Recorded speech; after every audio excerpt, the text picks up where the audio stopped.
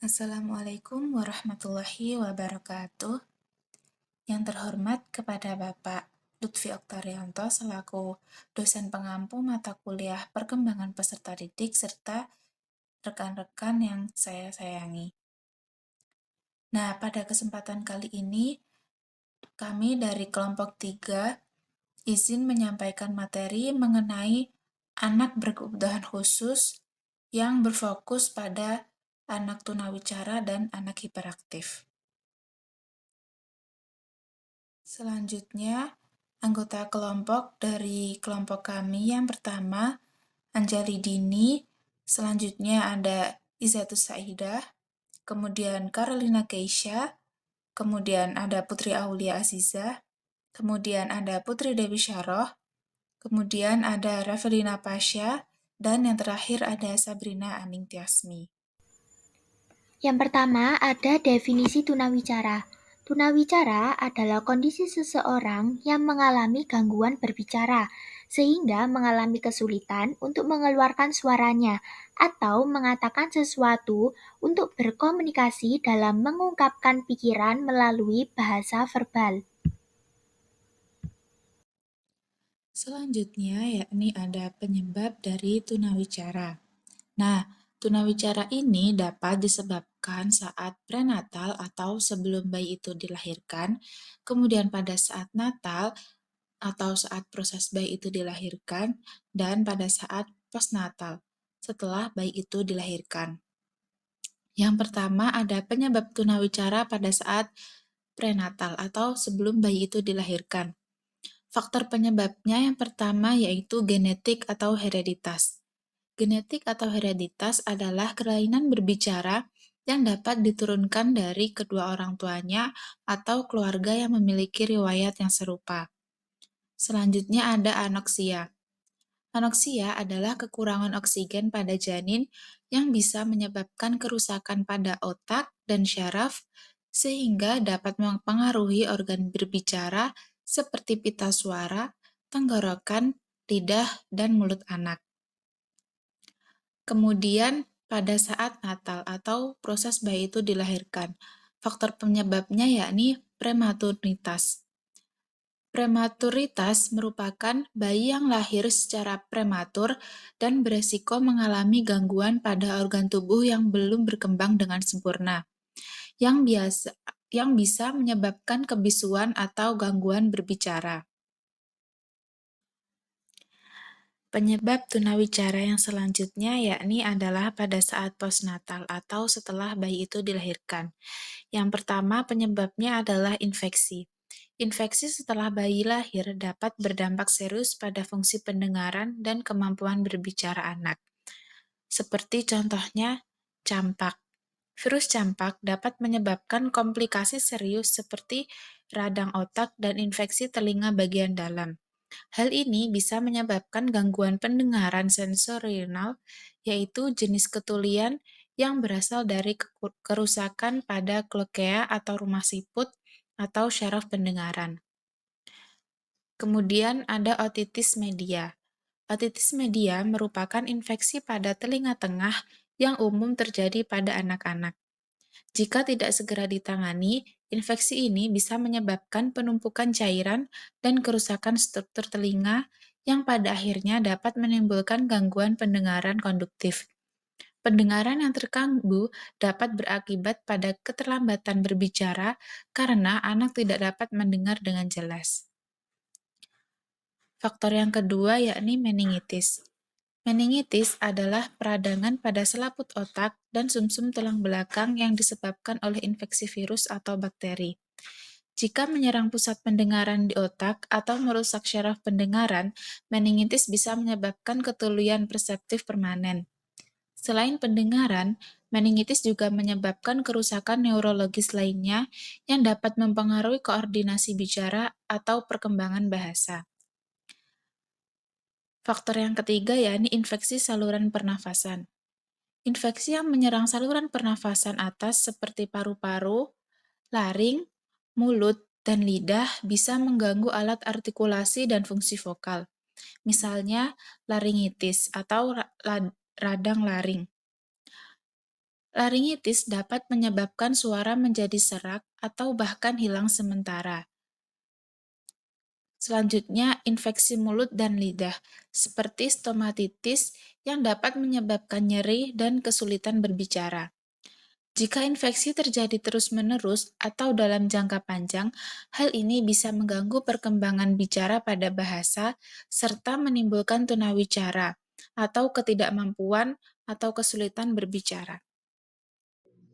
Selanjutnya adalah tabel ringkasan klasifikasi tunawicara menurut Individuals with Disabilities Education Act Amendment tahun 1997, yang dimana tunawicara masuk ke dalam klasifikasi anak berkebutuhan khusus dengan gangguan emosi dan perilaku. Dalam banyak kasus, tunawicara merujuk pada kondisi di mana seseorang tidak mampu berbicara karena kelainan fisiologis, neurologis, atau perkembangan. Di bawah ini adalah tabel ringkasan klasifikasi yang di dalamnya terdapat beberapa macam. Yang pertama ada articulation disorders atau gangguan artikulasi.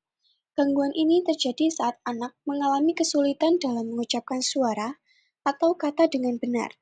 Misalnya, anak mengganti bunyi R menjadi L atau tidak dapat mengucapkan konsonan tertentu. Keterkaitan atau relevansi dengan tunawicara adalah jika gangguan ini sangat parah, anak bisa menjadi sangat sulit dipahami dan dalam kasus ekstrim, hampir tidak dapat berbicara dengan efektif. Yang kedua adalah fluency disorders atau gangguan kelancaran bicara. Mengacu pada gangguan dalam ritme dan aliran bicara, yang paling umum adalah gagap atau stuttering, di mana anak mengulang-ulang kata atau suara tertentu atau menunjukkan jeda yang tidak wajar dalam berbicara. Keterkaitan atau relevansi dengan tunawicara yakni dalam kasus parah, anak mungkin enggan berbicara atau memilih diam karena malu atau frustasi sehingga tampak seperti tunawicara. Yang ketiga, voice disorders atau gangguan suara. Terjadi ketika ada masalah dalam kualitas, nada atau pitch, intensitas, atau volume suara anak. Bisa disebabkan oleh kelainan pada pita suara, laring, atau karena kebiasaan buruk seperti berteriak. Keterkaitan atau relevansi dengan tunawicara adalah anak mungkin tampak tidak bisa bicara karena suara terlalu pelan atau bahkan hilang, atau afonia. Yang keempat, language disorders atau gangguan bahasa. Gangguan dalam kemampuan memahami atau reseptif dan menggunakan atau ekspresif bahasa, baik secara lisan maupun tertulis. Ini bisa mempengaruhi tata bahasa, kosakata, dan struktur kalimat. Keterkaitan atau relevansi dengan tunawicara adalah anak mungkin tidak bisa berbicara karena tidak memahami bagaimana cara menyusun kata atau kalimat meskipun alat bicaranya normal. Yang kelima adalah selective mutism atau mutism selective. Gangguan kecemasan di mana anak mampu berbicara dalam situasi tertentu, misalnya di rumah, tetapi menolak atau tidak mampu berbicara dalam situasi sosial lain, misalnya di sekolah. Relevansi atau keterkaitan dengan tunawicara adalah anak tampak tunawicara dalam lingkungan tertentu, meskipun sebenarnya mampu berbicara.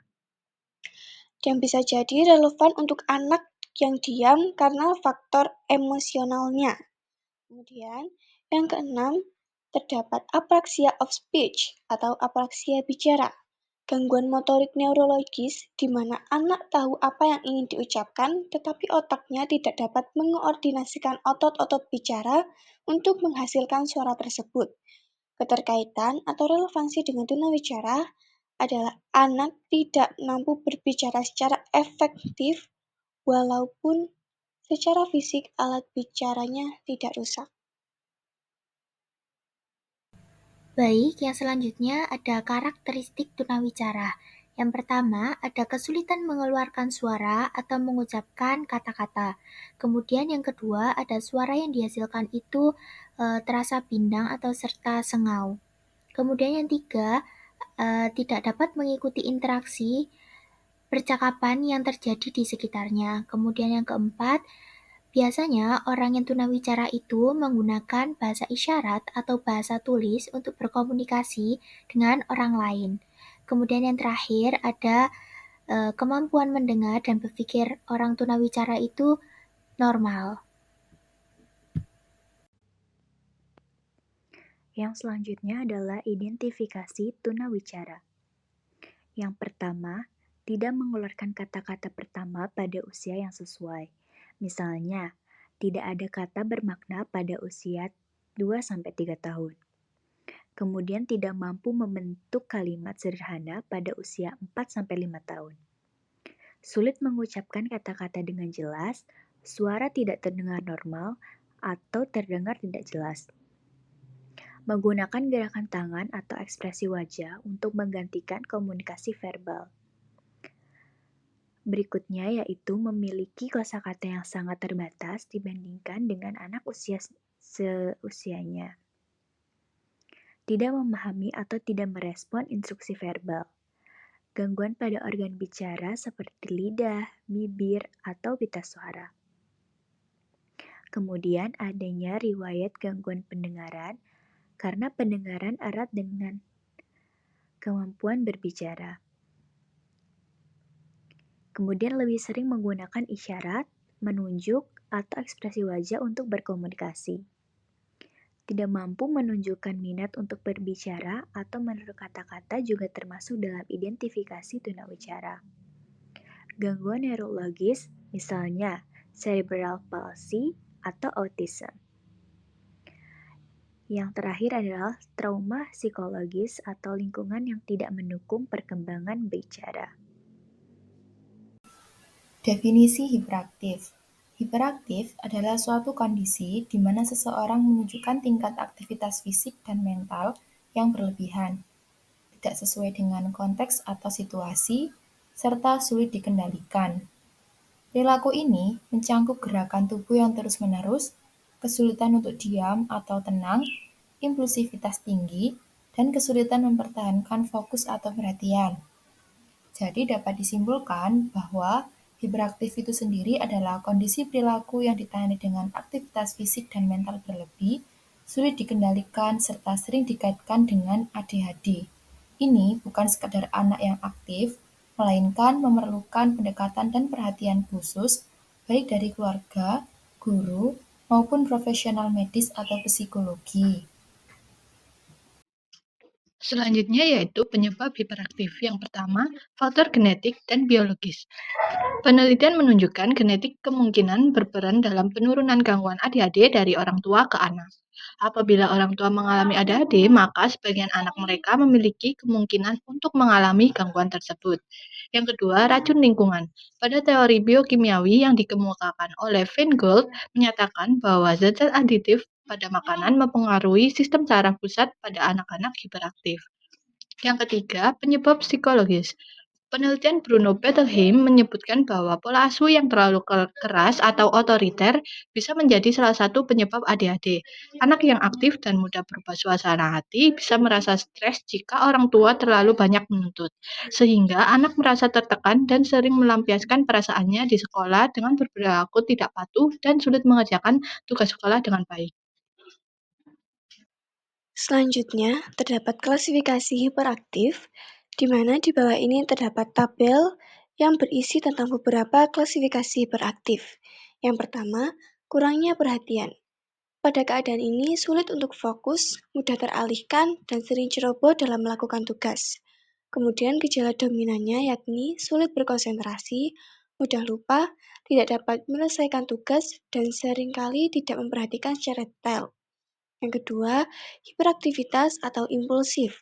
Pada keadaan ini, perilaku yang impulsif, gelisah, dan kesulitan untuk tetap duduk diam.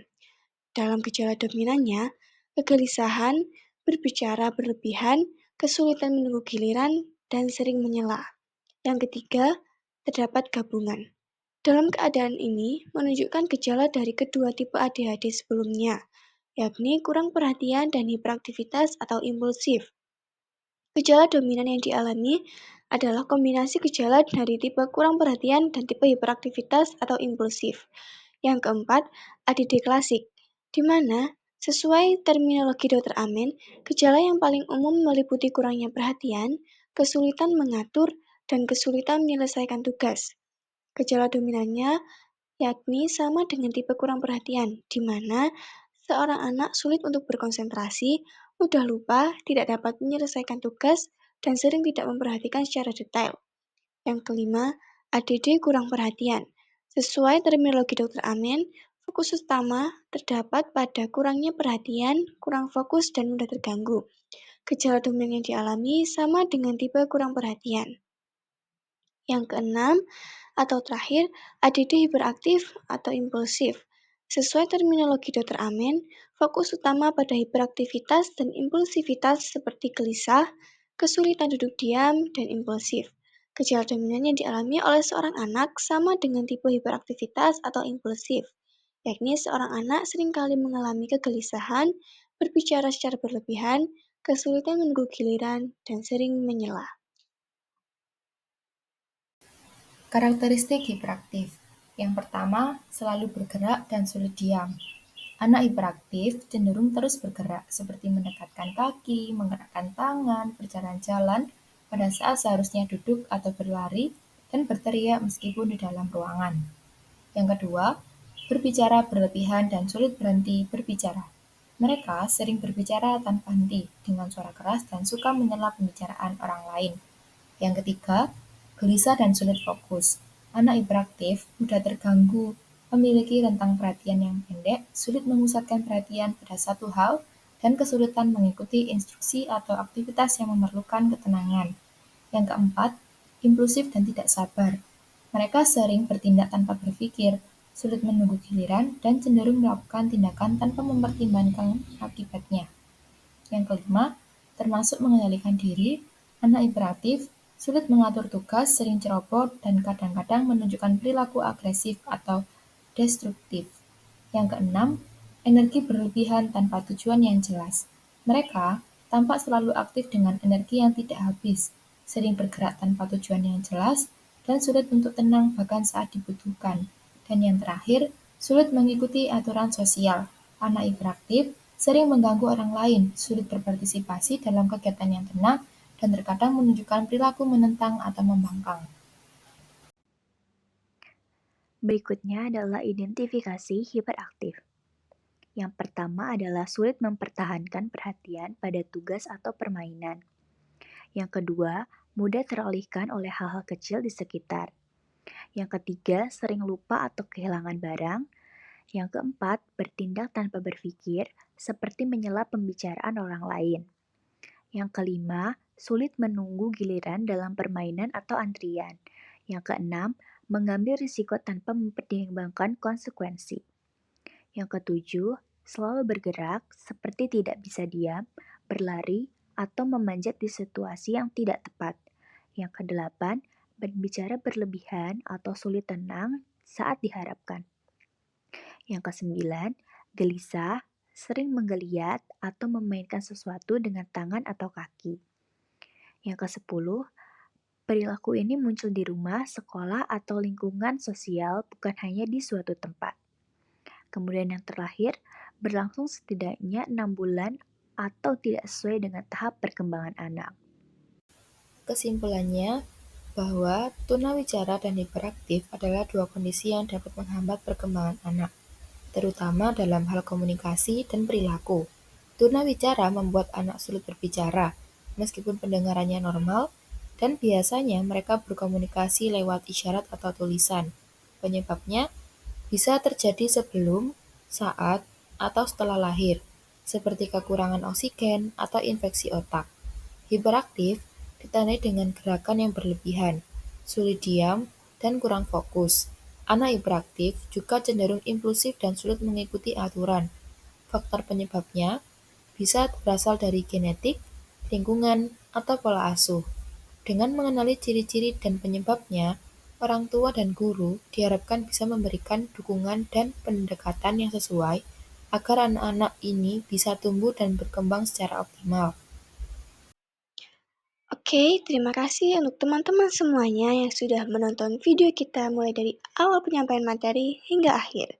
Terima kasih sudah menyimak video kami dan mohon maaf apabila ada kesalahan dari kelompok kami. Kami akhiri, wassalamualaikum warahmatullahi wabarakatuh. Thank you for watching. Jangan lupa like and subscribe.